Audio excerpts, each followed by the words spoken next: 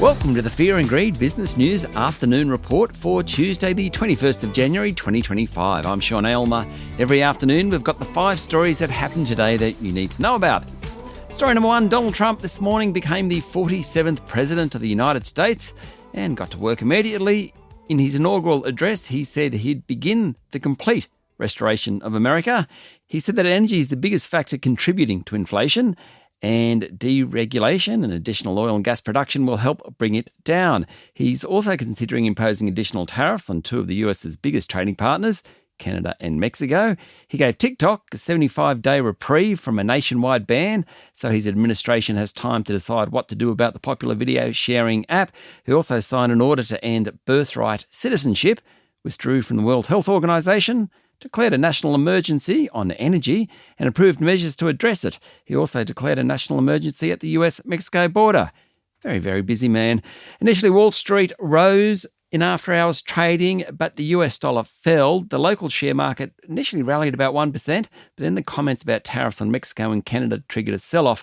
The currencies of Mexico, Canada and China all dropped sharply. The Aussie dollar was back about 63 US cents before the inauguration. Then we had those tariffs comments. It's down to about 62 US cents at the moment.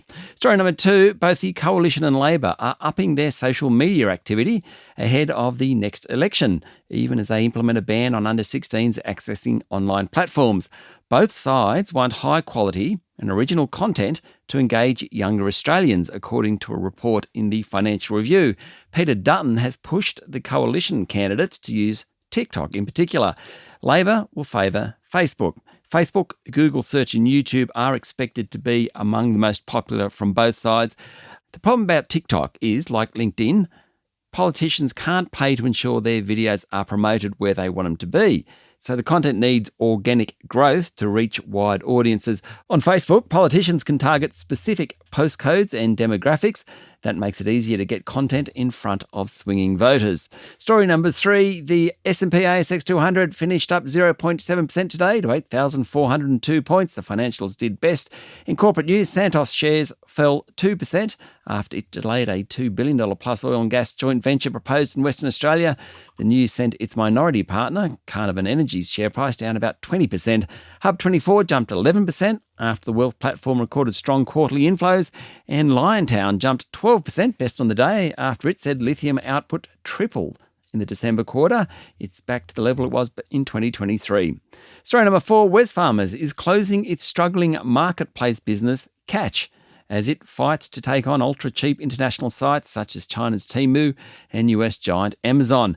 Catch will stop trading in its own right in the 4th quarter of the 2025 financial year. That's the June quarter this year. After years of losses, Wesfarmers has had enough. It bought Catch in 2019 for $230 million, lost about $100 million on it last year. Catch sells everything from kids' sneakers to electronics and books, but obviously not enough of them. The biggest online players in Australia, at least in the retail space, Pollies comes in at number 1, Amazon comes in at number 2, Coles, then Officeworks, JB Hi-Fi and Endeavour, according to Goldman Sachs. Amazon's the big player in the market in terms of investment, $5 billion since 2022. And story number 5, BHP said its copper production rose 10% in the first half after its Escondida mine in Chile reached record production. It's the world's biggest miner, BHP. Now, iron ore production was up 1%. Steel-making coal production was down 21%. It has sold some of its coal assets. Nickel production is down 31%. That's after it suspended operations as nickel prices tumbled in the second half of last year. Copper, however, is the hot commodity. We have Glencore and Rio talking about a merger on the back of it. BHP was talking to Anglo American about buying them on the back of copper prices. The good news is that Escondida in Chile, which Rio owns 30% of, is doing really well. The bad news is Olympic Dam in South Australia ain't doing so well. BHP's share price fell 1% today.